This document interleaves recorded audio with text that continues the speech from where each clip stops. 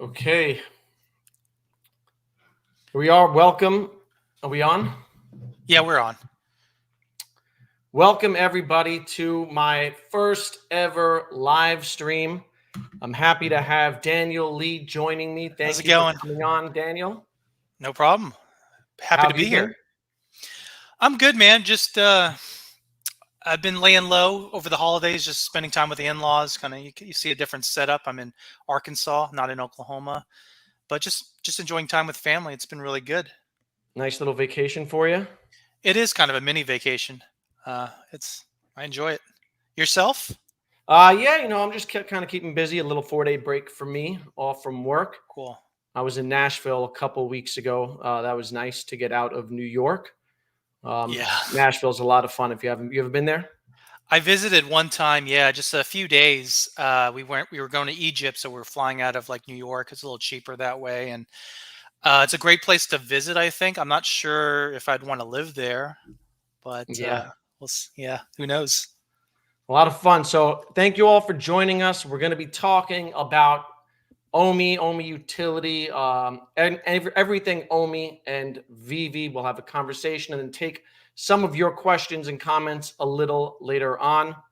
So let's start with that OMI Utility Program that was just dropped. I saw you did a video on it.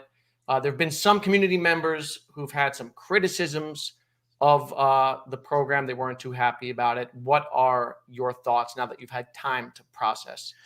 Yeah, so I put out the video as soon as I saw it was released, and I just to kind of release the information, I wanted to be one of the first ones there. But yeah, now that I looked at it, I've talked to a lot of the other community members. I am. It doesn't make me as bullish as I thought the article would be, and I think the biggest thing for me is I didn't like the idea that OMI staking was such a critical part to the OMI utility program. I thought that maybe we would be able to use our OMI to buy NFTs, whether on the primary or secondary market, and the OMI staking would be kind of a supplement Mhm. to that. But when you look at it, to me, it looks like the OMI staking program is a huge component to OMI utility in general, and that's where I don't necessarily agree with that aspect. But I will say this, that I think VeVe, Ecomi, I think they'll be very proactive in adjusting it significantly when it's finally released. But yeah, that's my opinion in a nutshell. Yeah, I agree with that one. I do think that it's important to have OMI to NFT available for everyone in order to trigger the highest possible burn rate. Um, and also to create more staking tiers. I feel like for people. Yeah, I think there needs to be smaller tiers and Hmm. maybe one more larger tier. I mean, $10,000. I mean, I know that a lot of us are investors, so $10,000 may not be a lot of money necessarily when you look at it from an investment perspective, but $10,000 is a lot of money. I mean, that's a lot of money, and I feel like you should have a lot of great benefits. And I felt like that last tier was a little bit lacking in a sense, you know. Yeah, no, I agree. Thanks for that super tip, Lyndon. Super chat tip.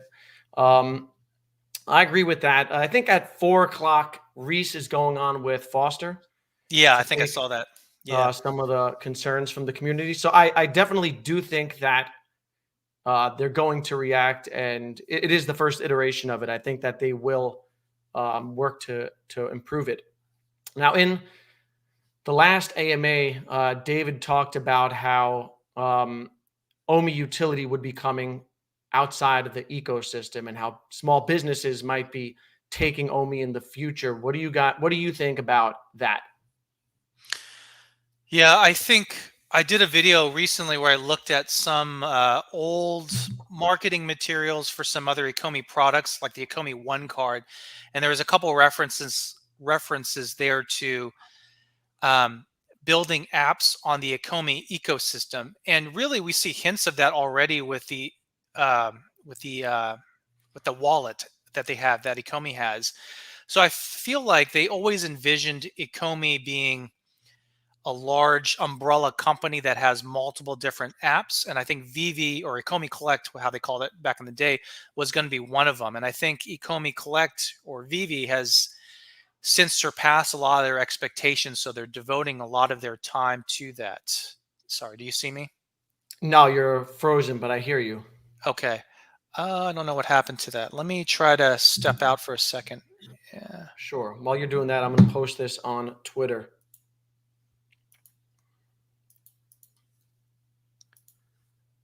I will just see if I can. All right, we'll just wait for Daniel to jump back on. He's having some connectivity issues, and I'm going to post this to Twitter.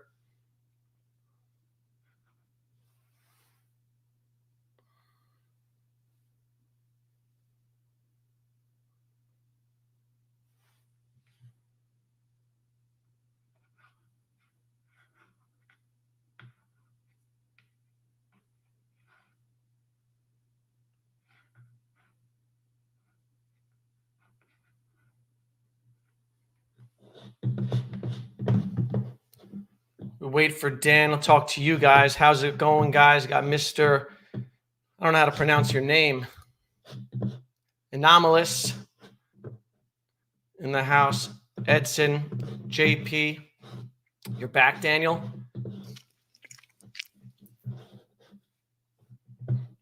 So back to the utility outside of the ecosystem. I need to learn more about it, I feel. I think that I find it I'm a little skeptical that it would work, that people would accept it as like, it would become a form of payment. Mostly because that's what Bitcoin is intended for. Then you have other things that are more likely to fit into that profile. Like I think like Ethereum would be more of a natural fit. We see that NFTs sell but through Ethereum. Mhm. That's the currency used to buy and sell on like places like OpenSea. So I don't know what the incentive would be for people to transact with OMI. Yeah, I feel like Ethereum really is the currency for NFTs. I mean, we're going to be on an ERC20 chain, so we're going to be using Ethereum, I would believe, to move our funds around or to do things. So I don't know what that would look like, but I mean, the Ecomi technology, how they create apps, how they're able to process transactions, monetary transactions, burn tokens. I think that's the technology that maybe other companies might be interested in. I don't know too much about the technical side, but I imagine that could be a possibility where some companies maybe they don't want to create their own token, create their own, technology. They can just use Ecomi's existing burn mechanisms and native token, NFT creation. But that's all speculative, and I feel like David just threw that out there. It seemed like without a whole lot of Yeah, context. came out of So nowhere. yeah, yes, but I mean, when you do a little bit of the research, it's clear that they have thought about it at least. But I don't know what that would look like, and I'm not smart enough to even imagine what that could possibly look like. But it is interesting from an investment perspective. Yeah, and I do feel that's part of the reason why, and I mentioned this in my video, part of the reason why people were underwhelmed with the utility program was because they've heard of so much of it already. Like they've heard about the ability to buy accessories or rent your collectibles, and they've heard about OMI staking. So if these things were just dropped on us out of nowhere, or I think our minds would have been blown a little bit. Yeah, But I that agree. stuff was already priced into our expectations, so to speak. Hmm. And so when it dropped, a lot of people I feel like were underwhelmed about it. Yeah, I mean, the biggest utility that we really didn't see too much of was OMI to NFT. So that would mean Mhm. primary market and secondary market. But if you noticed in the article, that was completely absent, and that was kind of implied that we would get that. And so I think what's happening is that you have to ask the licensors, like, hey, is it okay if we get maybe 10% more um, mints so we can use it for our OMI utility program, so you can buy it with OMI? But if you're a licensor, why would you want to increase the mints by like 10, 15, even 20% perhaps, and you're getting nothing out of it? You're basically devaluing your collectibles. You're not getting any profit from it because it's going to be burnt. Hmm. You have no incentive to really do that. So I feel like that piece is might not ever be included, even though maybe he's said that it would. And if it is, it's going to be very, very limited. I don't think it's even going to be 10%. And so the next thing you can go to is buying NFTs on the secondary market with OMI. And the way the program is structured, it's so convoluted. You have to stake a relatively large amount of tokens. You have to wait 90 days. You can spend a little bit of money to jump through some of the hoops, but you have to do all this. And then when you actually buy the NFT, it actually is probably going to cost more because you still have to have the gems to pay the licensors, and Hmm. you have a OMI burning fee. So it's almost like it's going to be more expensive to buy these collectibles. So I mean, I think that is one thing that is really did not impress me whatsoever. And that's kind of the core thing of what we thought OMI utility would look like, and that's really not there. Yeah. And Lyndon says that being able to use OMI on the secondary market would be amazing. All the collectibles prices should shoot up. If there is like a natural fit for OMI as a currency, it would be within the NFT space. And maybe if they were to develop a big enough ecosystem and following, that could, at some point be more of a possibility. Hmm. Yeah. Um, What are some of your thoughts on the OMI token utility program? And I mean, did you like it? Uh, I like parts of it. I like the fast track. I thought was interesting. Um, I liked. I mean, I had same feelings as you. Like the OMI to NFT was a little lacking. I like the idea of a raffle system. Um, I do think that they could find more ways to burn. Like for instance, if you purchase raffles with OMI, but you don't get your collectible, you get your OMI fully refunded. Maybe if like 1% of that OMI that you're wagering for the raffle could go into the burn wallet. That could be another additional way to burn. Um, I thought it was okay. I am not sure.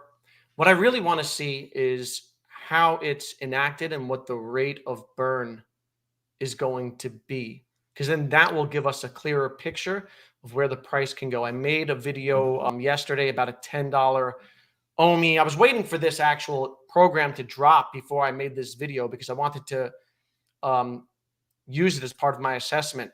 Um, I made a video about a $10 OMI and if it's possible and how high it can go. And it all depends on how much the rate of burn and how much OMI can be burnt. So in some ways, we still don't know that. And, I'm waiting to see how this all plays out. yeah. I mean, one thing I think we don't have the VeVeVerse yet, but I feel like that's the natural extension of where OMI you can really, really shine. Because right now we have these collectibles, and it really is dependent on what the licensors want to do. I think they're not gonna approve a lot of this stuff that involves their collectibles on the primary market. But when you have the VeVeVerse, then you can really start doing things. I mean, any sort of activity you want to do in the VeVeVerse, whether a game or something like that, you can maybe burn OMI that way. Maybe it's like 100 OMI, 500 OMI to get access to some place that's really interesting, or there's Hmm. really entertaining. You can have. I mean, I think a good thing is maybe just have VeVe put out their own accessories. I mean, we already know they're going to kind of do that, but their own branded collectibles as well. Maybe, inside jokes within the community. People talk Hmm. about the drivable T-Rex. Just design a decent drivable T-Rex and sell that and for OMI, and you can burn that completely from the circulating supply.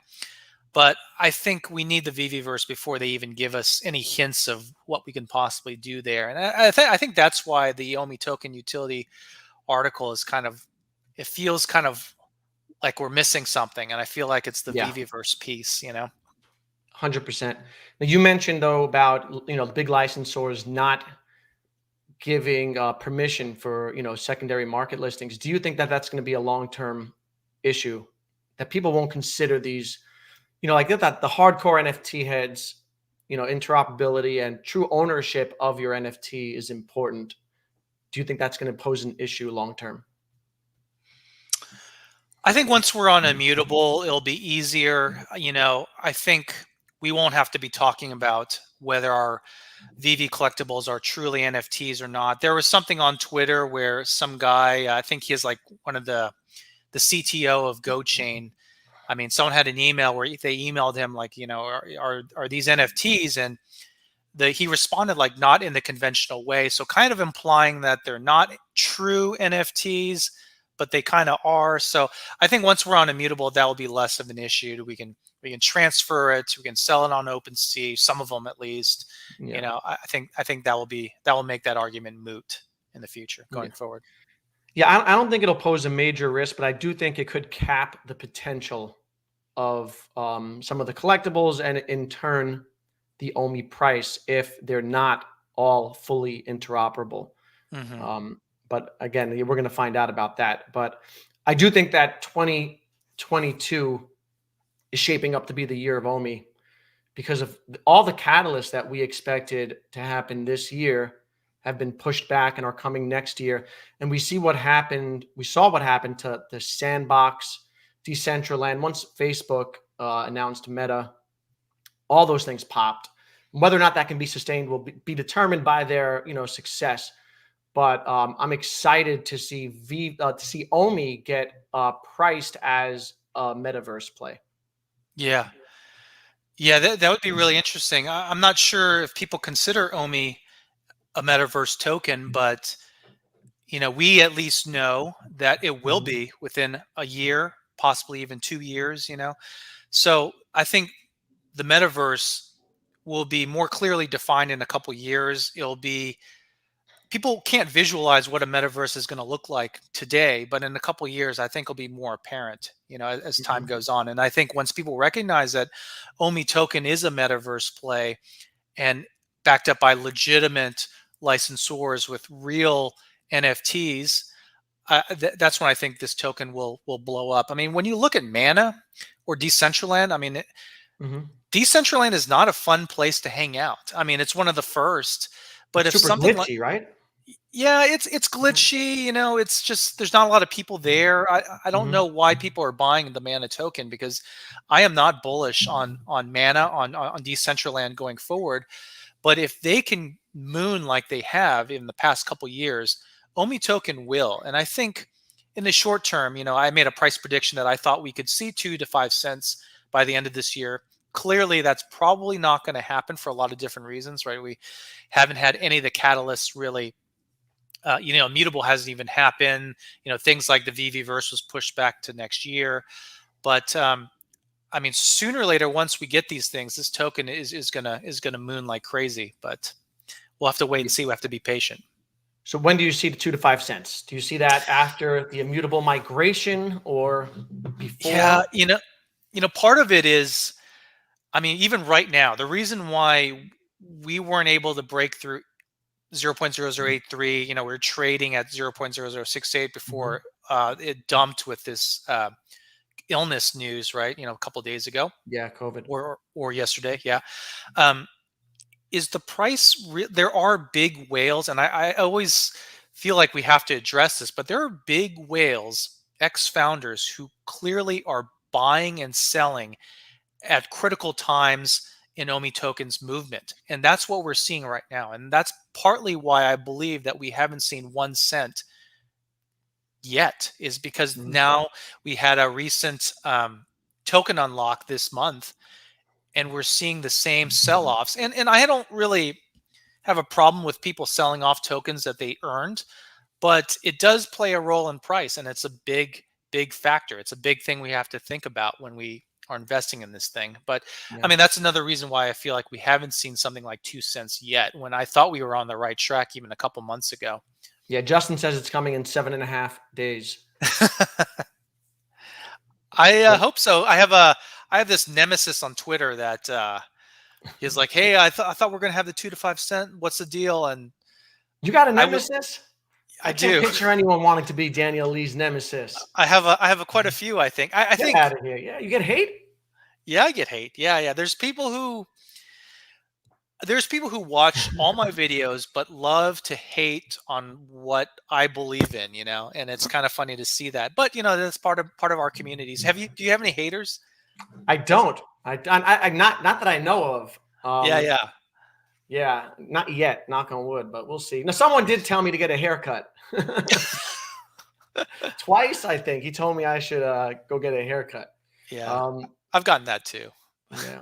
Wes says that financial news doesn't see a $10 OMI, and that is correct. I don't see a $10 OMI, at least not yet. Not with the information that we have. I don't think, like Cavell, who made a video about that video, and this morning, he was talking about how he thinks that VeVe could become $1 trillion company. What do you think that OMI can get to $1 trillion market cap? No pressure.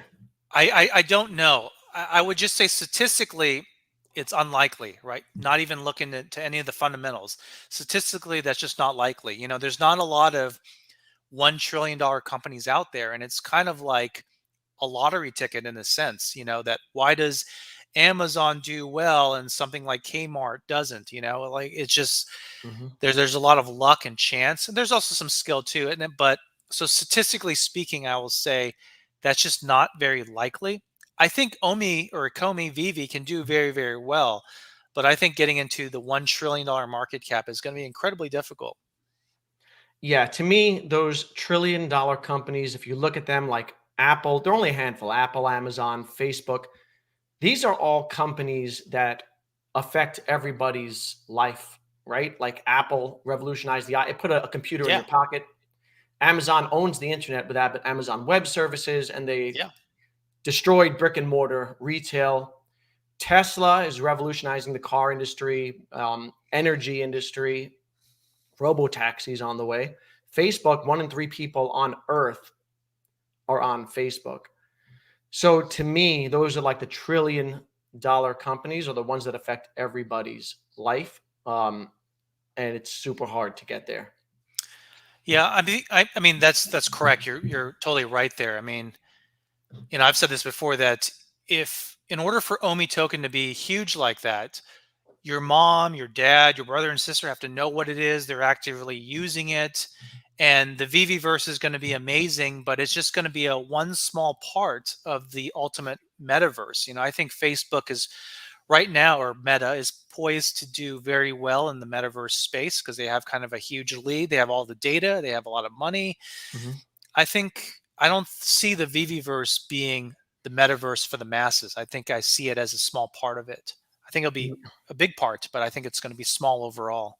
Yeah, I think that what's going to happen is each metaverse will have its own like niche, an own community. They'll be Yeah. community driven. And you already know the people who are in the VeVeVerse community. We talk to them on Twitter, we engage with them, and this community is going to grow and grow. And they're going to be similar communities spread out across the different metaverses.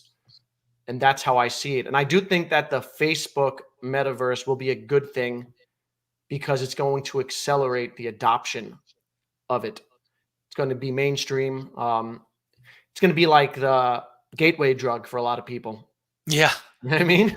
Yeah. They start with Facebook, they get introduced, and then they realize what it is, and they dibble and dabble into some other communities. Yeah. I totally agree with that. Yeah, they already have such a huge lead, and I think they're going to create a lot of the infrastructure that a lot of smaller companies like Ecomi, VeVe can place on their metaverse. But I don't see Ecomi, OMI, VeVe being like the metaverse creator. I mean, they still Mhm. have issues with their app, and they have a team of like 35 people. That's clearly not possible. Yeah.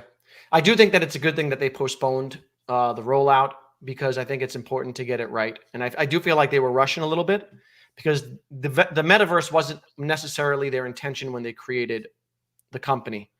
Right. It kind of grew as a natural extension of it. So, the delays, a lot of people have complained about the delays. Some of them are necessary because it's important to get it right. And then some of them are annoying. But how do you feel about all the delays that they've had and the complaints around it? It's a little frustrating. And I think when I say it's frustrating, I think it's frustrating for me because if I was an ordinary investor, I probably wouldn't care as much, honestly, because this is a long-term hold for me. But because I make content and I say, you know, I'm listening to everything they say. So when they say something like it's Mhm. going to be in August, I tell everyone it's going to be in August, guys. Then September, it's going to be in September. It's going to be in October. It's going to be in 2021. You know, it just makes it more difficult. It makes us frustrated because I think you feel the same way. You make content like once this immutable thing is going to happen, then this is going to happen. But when it Yes. keeps getting pushed back, it's just so frustrating to be talking about this and it's not happening. I think that's the only reason why I'm frustrated, just And because I'm a content creator. and that's why your nemesis goes at you. Yeah, and that's why I was like, where's the $2.05 OMI? Where's the immutable? And to be honest, I can't blame them. I would rather have them say, "Hey guys, by the end of 2021, we anticipate we will be switched over to immutable. We'll keep you guys updated on every AMA." But because they gave such an aggressive timetable, it's easier to criticize them. Because let's say immutable is not going to happen in 2021. Well, if they had just said at one time, we're probably gonna see it in 2021, you have a little bit of an allowance to say, okay, Q1 2022. That makes sense for people. But when you say next week, next month, and it doesn't happen, it frustrates people. Yeah. Yeah, totally agree. I think that's where they go wrong. They should be sandbagging expectations Yeah. and pleasantly surprising people as opposed to promising things and then under delivering, Yeah. you know? So Yeah. I what agree. do you think the biggest catalysts are you looking forward to next year? So the biggest thing for price, irrespective of all the other technical things and things we want to see, is really the exchanges. I've just said that we have a big whale problem. When you look at how many tokens they have, how much the founders have in relation to the circulating supply, it's a lot. I mean, you Mhm. got to do the math. It's a lot of tokens that they own. But once we get a lot of exchanges like Coinbase, KuCoin, Binance, a lot of exchange pairs like OMI to USDT, OMI to ETH, Bitcoin, whatever, then that problem will be lessened. We'll have so much more liquidity that's willing to eat all that up. So I guess I want to see immutable, and then what I really want to see is those exchanges, because they've said that they've paused conversations with a lot of these exchanges because they're doing this little token swap thing. So once we see immutable, we're going to see a bunch of exchanges, and then we won't be talking about whales as much. But right now, whales play these games that really just destroy price action for the token. How long after immutable do you expect the exchanges? Yeah, I'm thinking 3 months. Yeah, Yeah. within three Um, months. what about Pokemon? I don't know if we'll What see if it. we don't get Pokemon?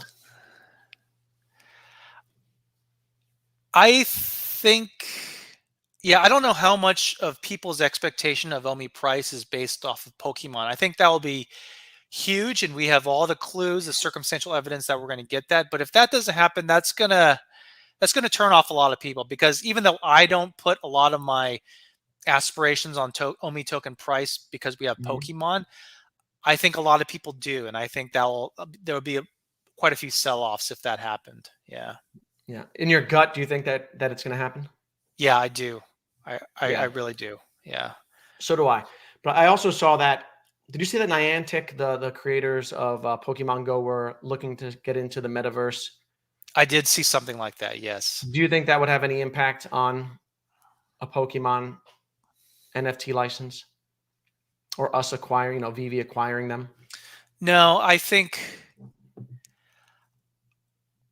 I never really truly believed that we would be a huge metaverse player. I mean, I wanted us to be, but that's clearly not going to happen. But I can easily see like a Disneyland in the VeVeVerse, a small portion of the VeVeVerse that's Mhm. dedicated to Disney, a small portion of the VeVeVerse that's dedicated to Pokemon. So they can do their own thing, and we can still have our own place for them in our VeVeVerse. I think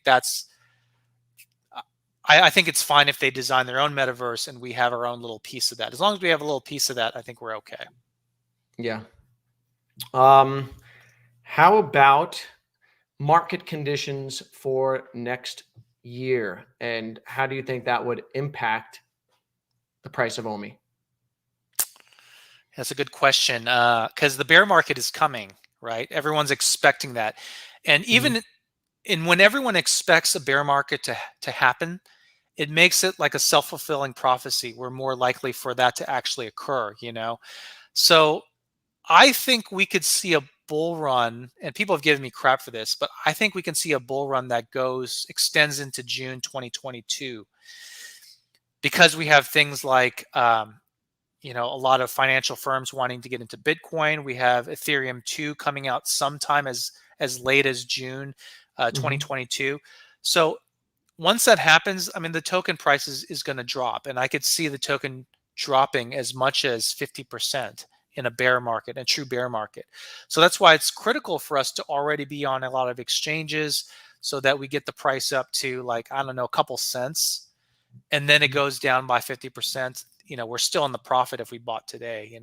That's what I'm hoping, but Yeah, I don't I think. kind of agree with you. I think we're gonna be in a long cycle. I think that the times of, like, a crypto winter that lasts multiple years, I think that those are behind us because the space is maturing, big money has moved in, and it's pretty much gone mainstream. I mean, if Yes. Bitcoin drops to a certain amount, El Salvador going to buy it all. You know what I mean? Like Hmm.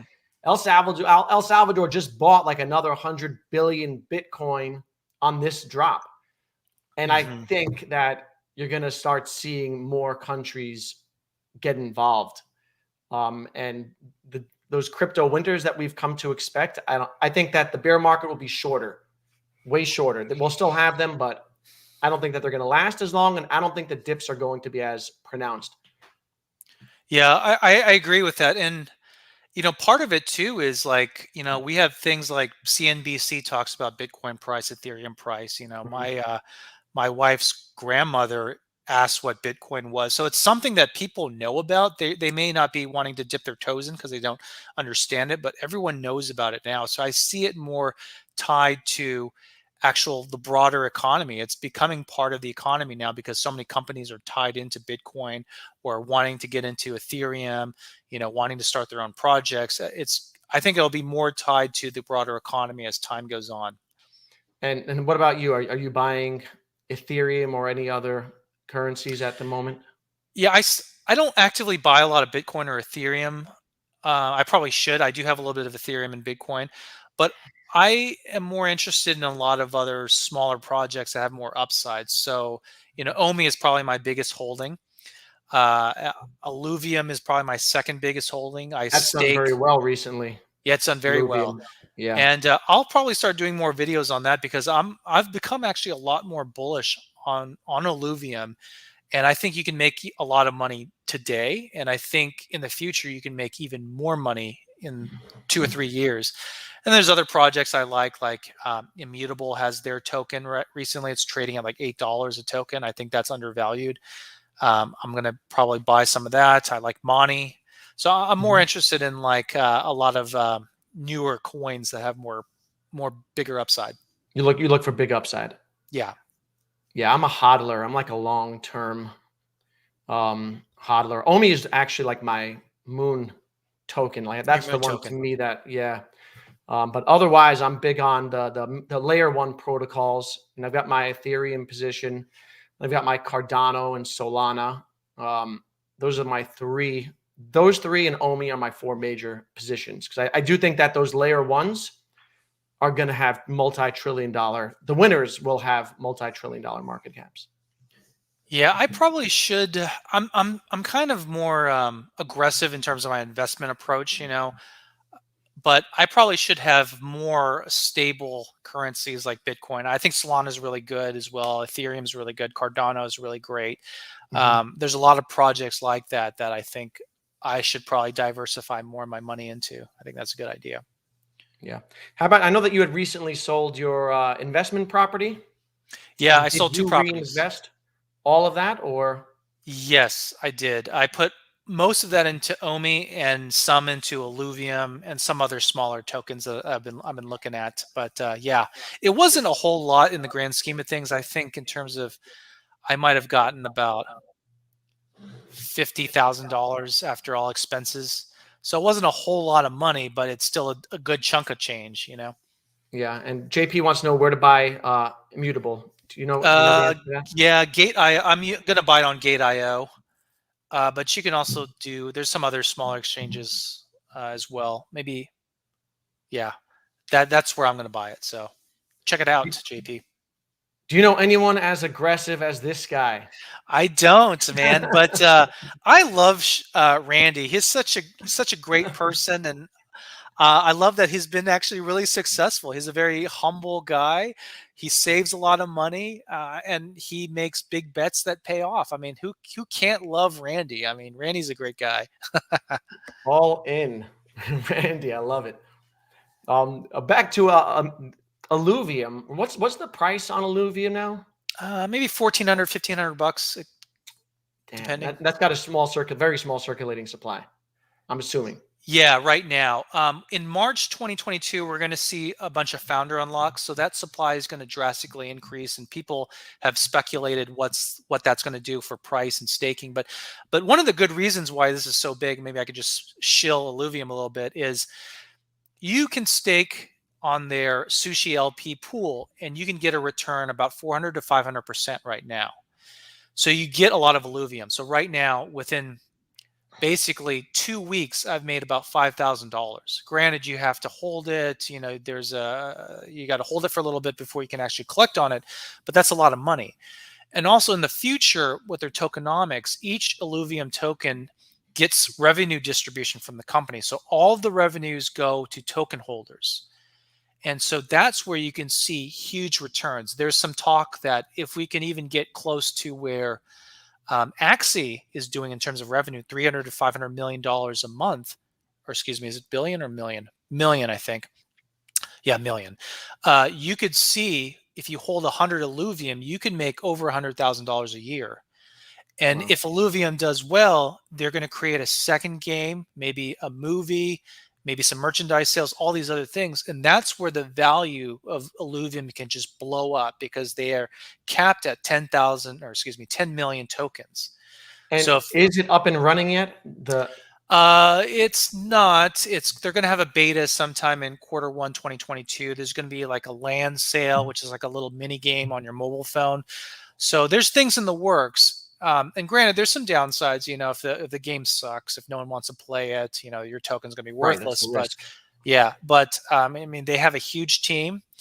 You know, 120 plus people. Taps Trade has interviewed Kieran. I think is like the CEO.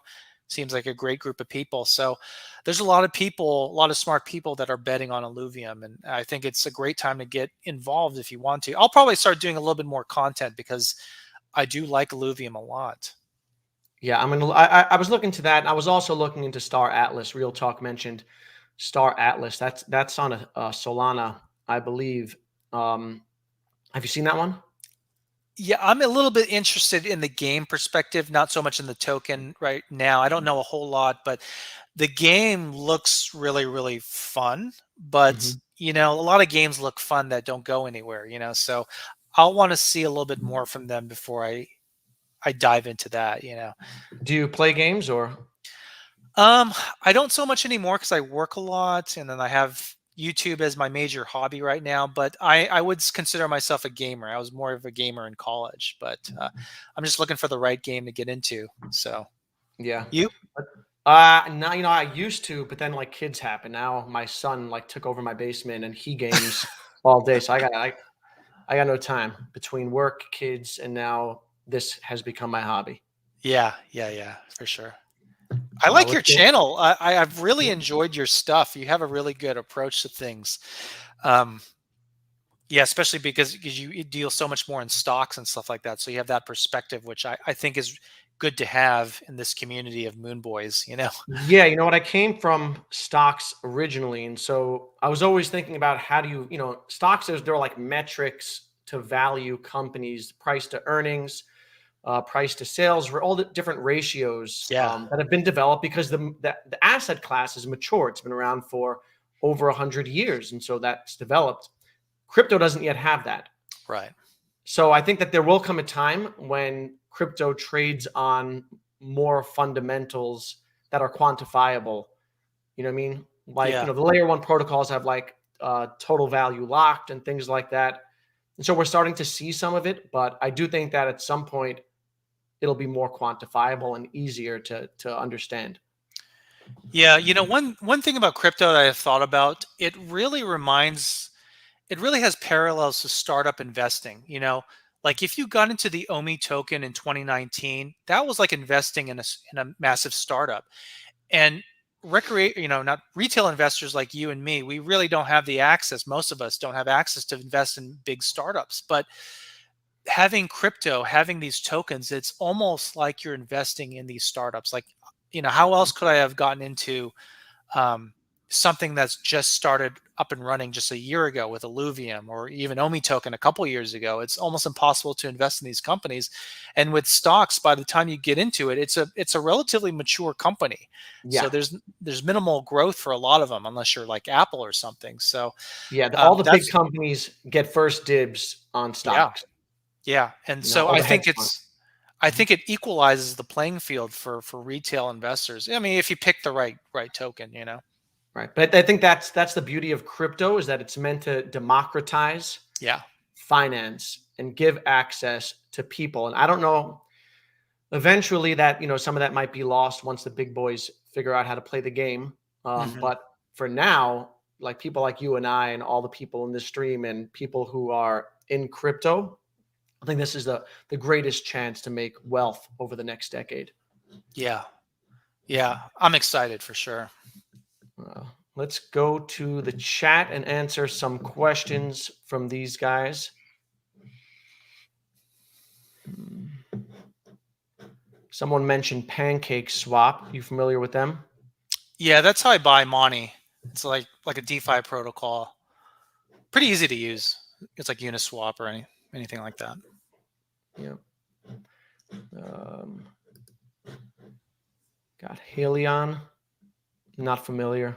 I don't know what that is. Is that like a play to earn game or something? I feel like I've heard that before.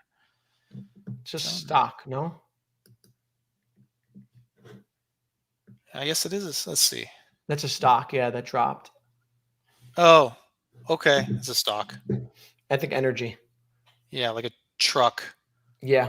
or something. Yeah, I don't know What do anything you about that. what do you think about the Cardano? Are you following that? The I, delisting on eToro? Yeah, I was aware that it got delisted, but I don't know the circumstance. I kind of had some Cardano, but I got out of it Yeah. No, like a couple I months have ago. a pretty big bag of Cardano. So I'm interested in that. The reason is I think eToro is going, that's the exchange, it's an Israeli exchange. I think that they are going public as a company.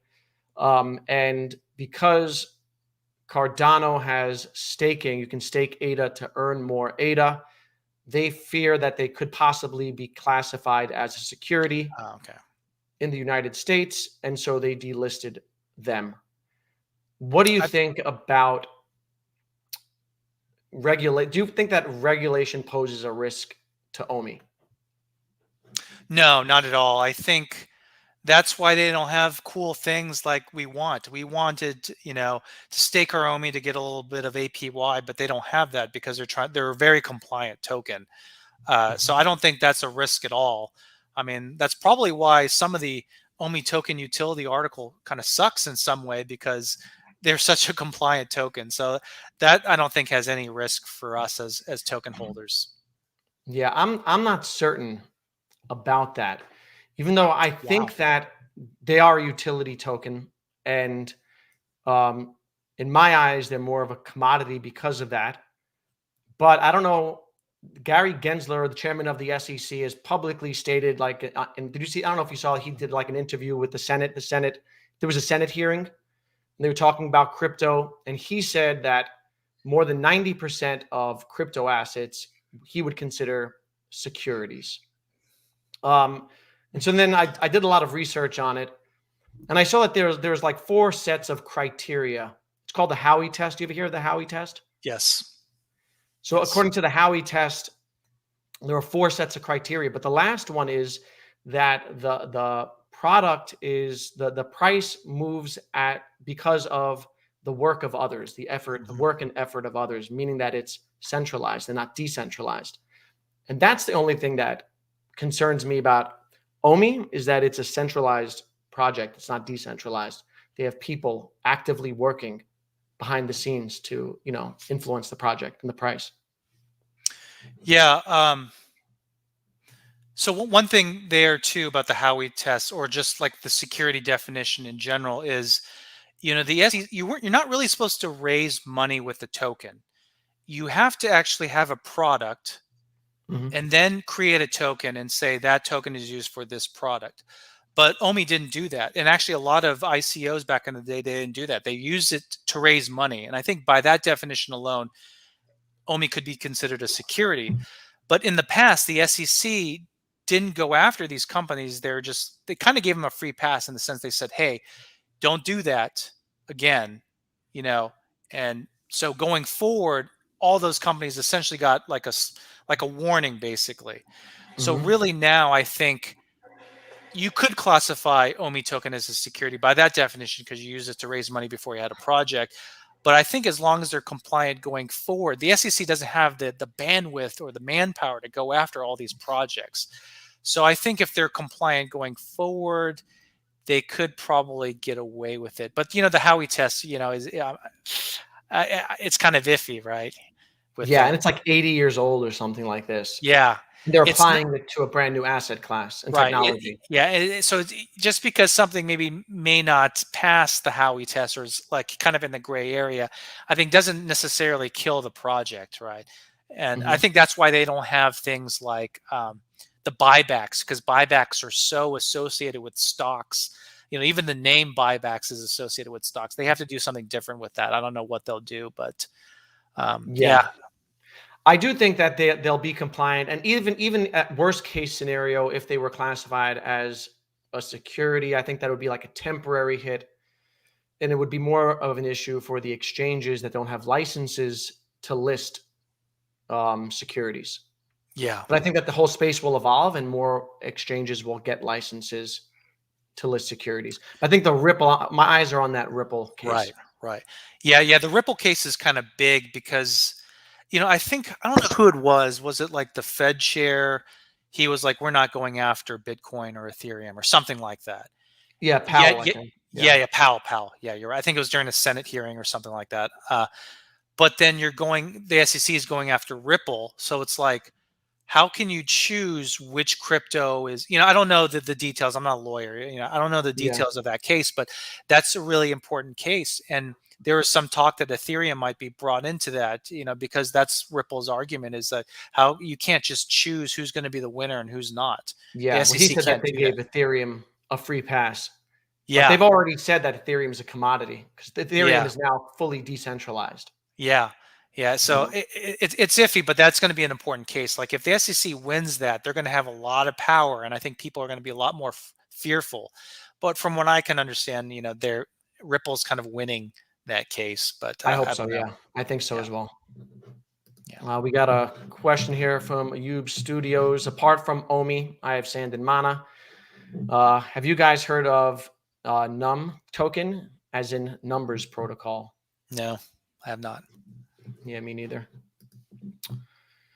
So, what's your OMI? I'm assuming the prediction after 2 years. What do you think? Yeah, it's hard to say because, really my price prediction was wrong for this year. Because I'm assuming it's not going to just jump in 1 month, right? Hmm. And really, a lot of respectable YouTubers had even more bullish predictions than this early on in like February, March. Hmm. Uh, so I want to be a little bit more conservative and say that maybe we can have a price prediction of 5 to 10 cents by 2022. But I would hope we would have hit 5 cents by the end of 2022 next year. We'll That's see though. actually right in line right now with what I'm thinking. Okay. Five Well, to what's ten your cents. prediction? That's pretty much it. 5 to 10 cents next year. Possibly more if we go on like this parabolic run. If We got to see. I think a lot of it will depend on like market conditions and how hot metaverses are. Because they go in cycles. They right now they're hot, then they'll cool off, then they'll come back. So it Right. depends on the market cycle and how VeVe fits into that market cycle. Like if the VeVeVerse is dropping and it over, if it does well and it gets a good response and metaverses are hot, I could see it hitting 10 cents, possibly more temporarily. Yeah, it's a lot more difficult to predict because we also have the bear market that a lot of people are Mhm. anticipating sometime in 2022. Most people say the quarter one of 2022. And then there's like the lengthening theory proponents on top of whatever all the things you discussed, which are really great points. It's really hard to predict, but I do see a parabolic run sometime for us in the future, whether that's 2022 or 2020. It just has to happen once all the pieces come into play. Yeah. So Do you guys think OMI will be bought out eventually by Disney? Walt C. no, I don't see that. Me Yeah, neither. I Yeah. don't Why see not? it. Right. I mean, for me, it would be, does VeVe have a big, the VeVeVerse, the metaverse, do they have a big metaverse play?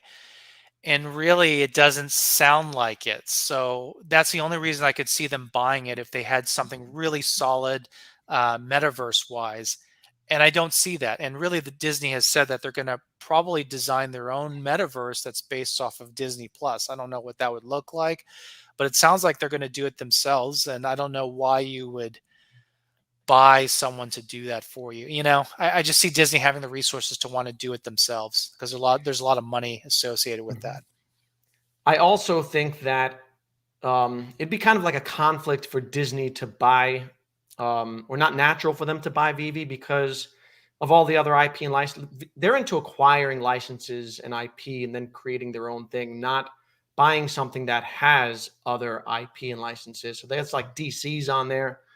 Um, so I don't think it'll be a natural fit. But at some point down the line, I can see them selling the company. Just don't know to who, but we'll see. Yeah, I can see them once they have an established VeVeVerse that has a lot of potential with that. That's where I see someone wanting to buy that. But right now, with what they have going on, it's too small. They're going to make what, 60 million maybe this year, 50 to 60 million. That's kind of chump change for a lot of people. You want to Mhm. sell when you're more established. You have something legitimate, more legitimate. Yeah. Mark asks, in your eyes, what would Reese have to add to the OMI utility article in his convo with Foster today to make your opinion go from meh to bullish? Yeah, that's a good point. I think a lot of the community members have a lot of good ideas. I mean, you've referenced a little of it too. Uh, Probably some more tiers, and I want a tier that's maybe more obtainable for most people, like a $500 OMI tier, and then that unlocks a lot of the what I call the fundamental OMI utility. Buying NFTs with OMI. What was some of the other things? Premium listings. I feel like a lot of those functional benefits you need to have a lot of people have to have access to that. So I also would want to see a lot more premium features, and that's kind of difficult for us to really say because we're community members. We don't know what your guys' plans are. I would definitely assume that premium benefits would be access to some premium non-license based collectibles, whether that's drivable T-Rex, a fancy house, a fancy showroom. That's what I would want to see, but I don't think they even know what their VeVeVerse is going to look like just yet. So it's hard for them to put those things in there. But that's what I would want to see if you're going to stake $10,000. Like one example I was even thinking about is, imagine like McDonald's saying we're having a staking program. What benefits would you want for $10,000 staked? Wouldn't it be a lot of benefits? Wouldn't it be something like I get a free meal every day at McDonald's, or Lifetime I McRib. get something. Yeah, it would have to be something utterly massive for you to invest 10 grand. 10 grand is a lot of money for a lot Yeah. of people. Even in the US, can you imagine third world countries? Not Mexico's not a third world country, but you know, imagine Mexico, what how much money they'd have to obtain And what benefits would they get? It'd have to be a lot, man. It'd have to be a lot. So I just don't see it just yet. Yeah. Edson asks, how soon after the IMX migration do you see listings on major exchanges? You had said about 3 months. I could see within 3 months, I think that we'd get some new exchanges. How much of a boost do you think that will give the OMI price? I think one exchange alone, one big tier one exchange like Binance, Coinbase, could at least double the price, 2x the price minimum. Yeah, I would I think expect so. that. Honestly, I would have to expect that. I think so. I think about like just the barrier to entry that people face right now. Like my brother texted me. He's really hesitant about crypto. I've been trying to get him in. Like he doesn't listen. But he bought a little OMI. And then he texted me today. He's like, "Oh, I saw the price went down. Is it a good time to buy?" I'm like, "Yeah." He's like, "All right, I'll come over tomorrow." He's got to like drive to my house 30 minutes. You know what I mean? For me to do it for him because he can't do it, as opposed to just going on Coinbase. So I do think that we'd get a big pop off it. What is the metaverse to you guys? Facebook doing AR type of meta? Do you think VeVe is going down the road of PC meta world? Could that affect them since they are late to the meta play? I don't know what PC meta world is, but Yeah, I'm not I sure. don't think that they're late necessarily. They're late to maybe creating the VeVeVerse. That'll be a little bit late, but really no one really has a real metaverse. I mean, maybe Sandbox a little bit, but I mean, those are still developing. And really, when you look at these collectibles, they're already you already can use them in AR. They're 3D. I mean, once they have something, someone has their metaverse, you can basically just plop them down very easily. So I think they're ready. All those collectibles are ready. I don't think they have to do anything more for those to be used in AR or VR. Hmm. So I think in that sense, they're prepared. They just don't have their own world yet. Yeah, and I don't really worry about the idea of being late because I look at the metaverses as an extension of natural extension and progression of video games and social Yeah. combined, right? And Yeah. so that's like saying like Call of Duty was late because video games were created decades before. There are always going to be new games and experiences that come out, and it's just a matter of them tapping into the community in the right way. Yeah. Do you think we can go to 50 billion market cap end of 2022 with 3 to 4 million users? I don't know what the market cap is now, but I see more 10 billion market cap Yeah, within 1 to 2 years, just kind of depending on how it rolls. 50 yeah, billion is a lot. That's like up there with the big boys right now. I mean, that would be yeah. most good projects that aren't like considered blue chip are like right in the $10 billion range. That's why a lot of people do price predictions based off the $10 billion market cap, like things like Filecoin or I don't know, Anchor are within that 1 to 10 billion dollar range. So that's I don't see 50 billion for at least 5 years, really.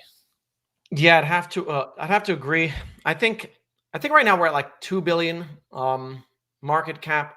We're going to get diluted some more Yeah. early first quarter.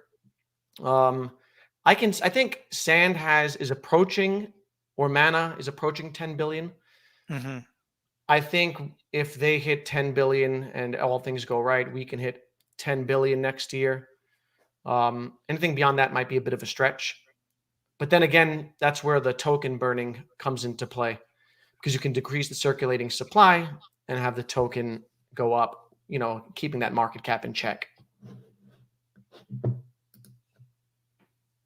Who is your single favorite OMI YouTuber and why? No pressure here, Dan.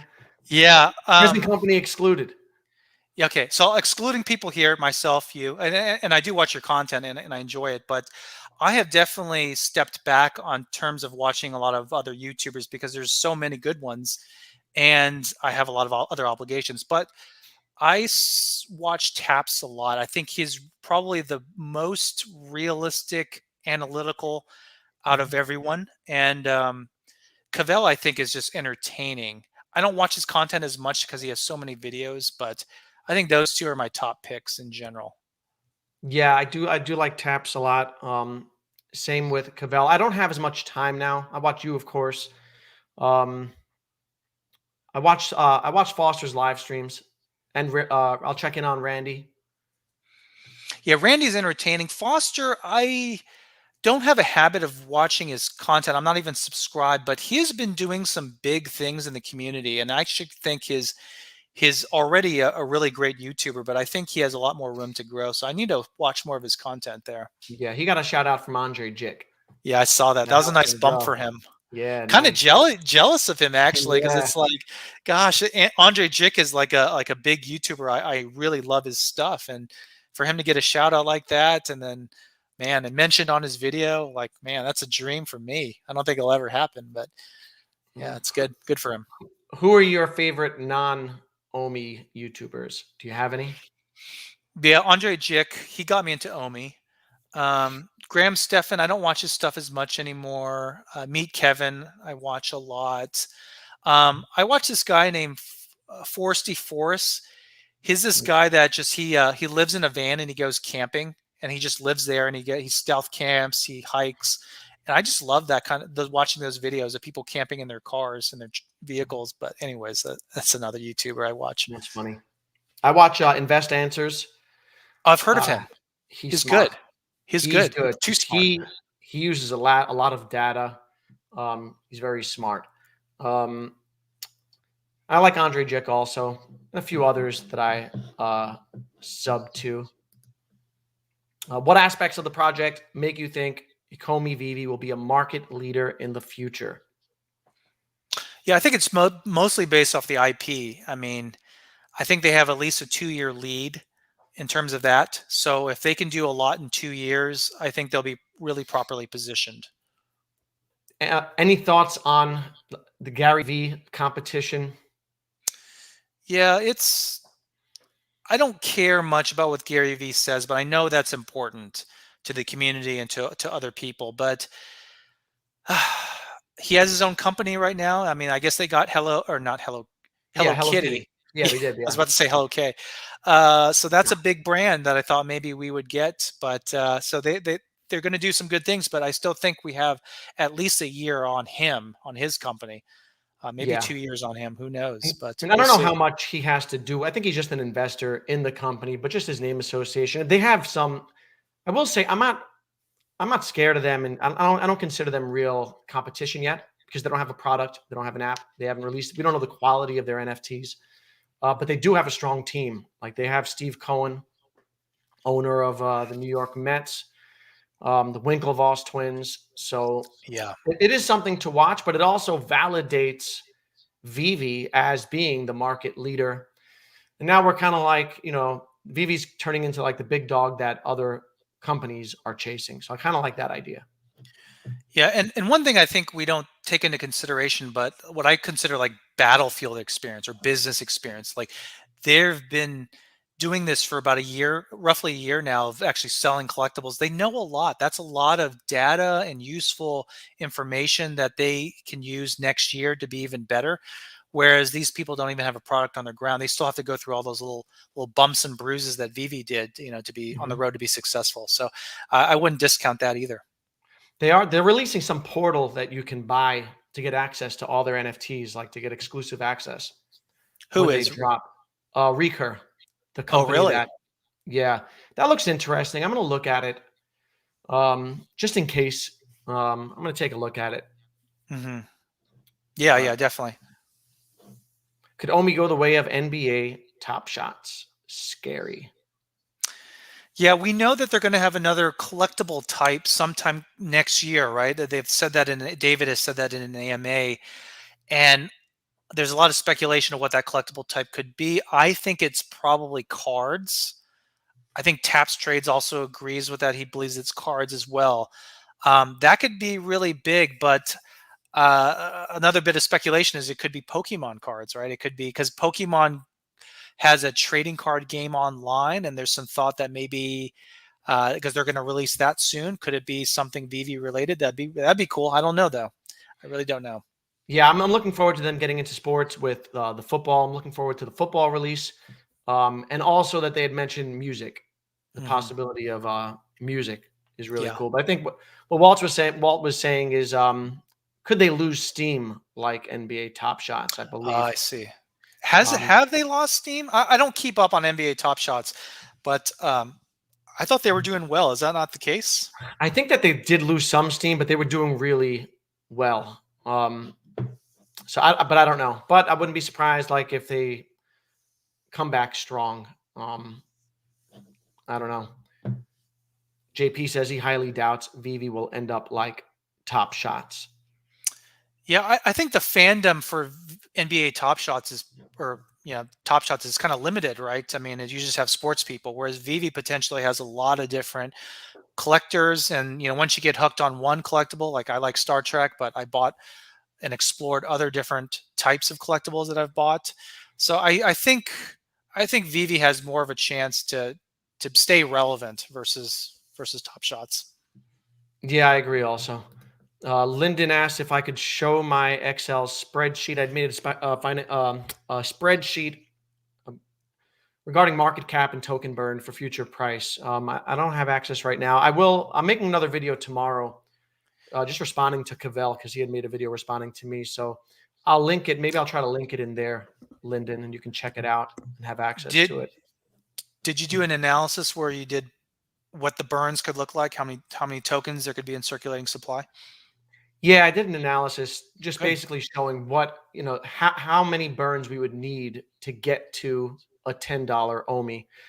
And the market cap ended up What's being like, what's that? Oh, so okay. I think I did something similar, and my analysis, my belief is that you'd have to burn 90% of the tokens. What's your thought? Well, it depends on the market cap, right? So for let's say the $400 billion market cap, you'd have to burn 86% of the tokens Wow. and have a market cap of 400 billion. So I just I don't know. I don't see that. I personally don't see that. Yeah, I don't see it. I mean, I hope so. It'd be great because it benefits us all, but we'll see. JP says collectible album covers ASAP would be cool if they could get the licenses, then upgrade them later with audio sound. I think that would be awesome. Yeah, I think so. Um, I think that they're in the future, everything's going to be tokenized. And have you seen the Yeah. social tokens? No. So there's a company, Rally, another company, Chili's. They have social tokens where artists can mint their own coins. So for instance, like Jay-Z could have like a Jay-Z coin. And token hold, it's a way for artists to monetize their fan base. And so if you own the Jay-Z coin, you get special perks like 10% off merch or maybe like access to like a VIP behind the scenes thing, all these things. I think in the future, everything's going to be tokenized. And so when we talk about like spending OMI at Disney, if that's possible, I think Disney's going to have their own coin in the future. Yeah, that would be interesting. Yeah. Yeah. Do you do you have any feedback for Edson about the Todd?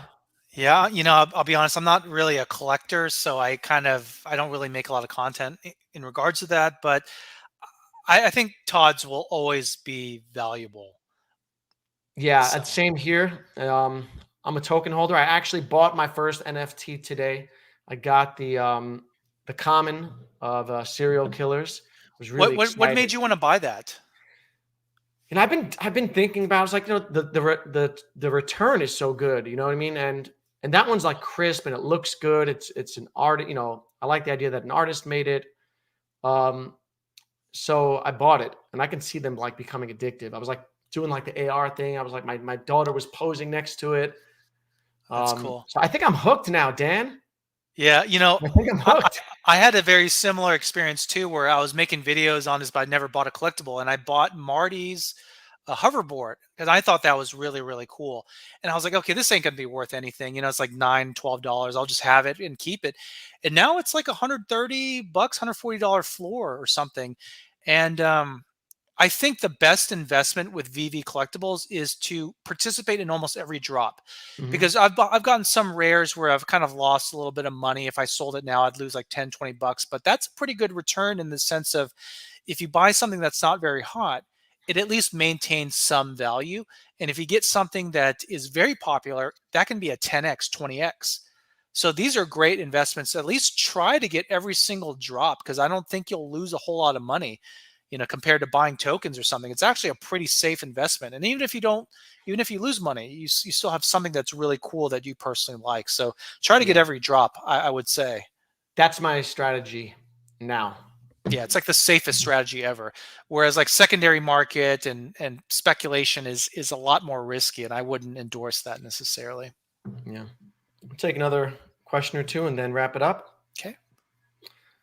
What's your exit strategy? Will you ever completely leave the project? Is there a certain price that causes you to leave the project? 10 cents, 20 cents. What do you think?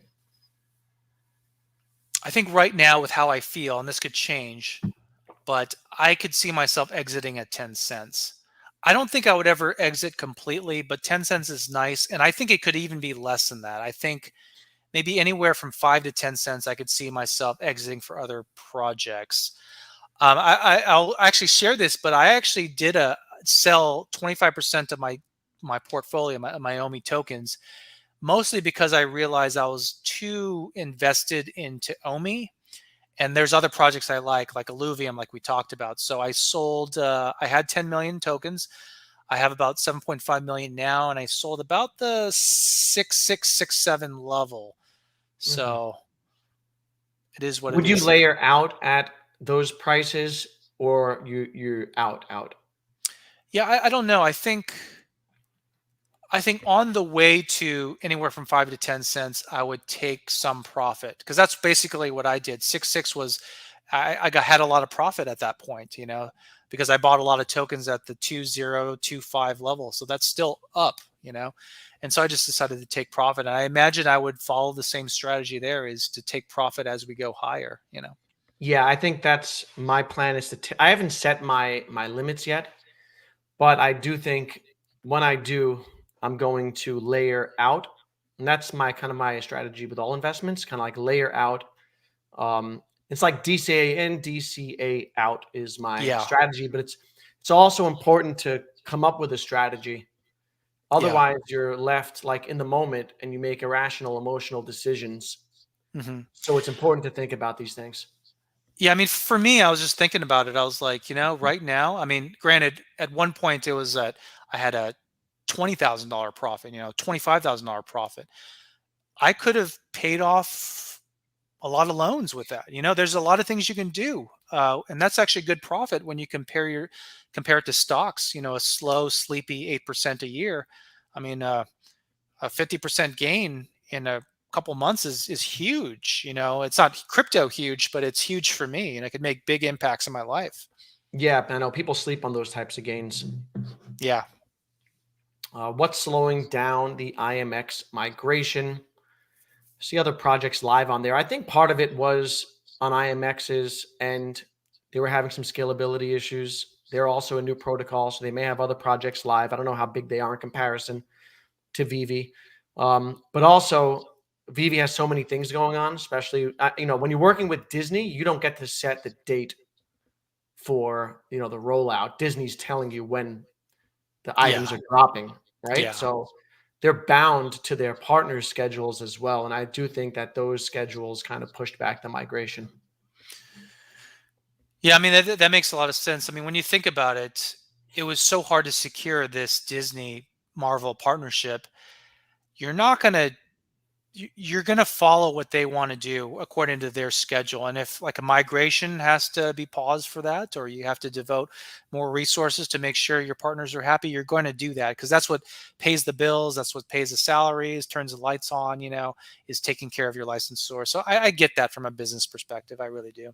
Yeah, And I but we think it did. is sorry, Yeah, I think it is a scaling issue too, is to get all these collectibles to protect everyone's money and their investment to get it on this new chain. I think is a bigger ordeal than getting some Crow NFT listed on Immutable. I yeah. think that makes a lot of sense. Any other final thoughts, questions? Yeah, I'm optimistic for the future. I know there's a lot of FUD with the OMI Utility article, but I do strongly believe that the team is going to work it out better than what we received, and I think they'll take care of a lot of us. I think a lot of us will be happy with this in the end. Yeah, I too. The price hasn't quite moved, and the project hasn't moved along as fast as we anticipated, but the fundamentals haven't changed. And in Right. fact, the fundamentals have only gotten stronger. Right. Totally With agree. onboarding, they were onboarding 20 to 30,000 people a day, right? If you extrapolate that out over a year, that's 10 million users a year if they could keep that pace, which I don't expect them to do. But just to give you an idea of what that Disney partnership meant. And right now, the OMI token is detached from VeVe, but the utility program will bring them together. Yeah, Um, I agree. so, I'm optimistic and I'm excited about the next year. Hmm. And I thank you for coming on Yeah, thanks for having me. It's always channel, fun to man. talk with you. Absolutely. Thank everyone in the stream for their comments and questions and showing up. And hopefully we get to do this again soon. Take care. Definitely. Take care. Bye. Bye bye.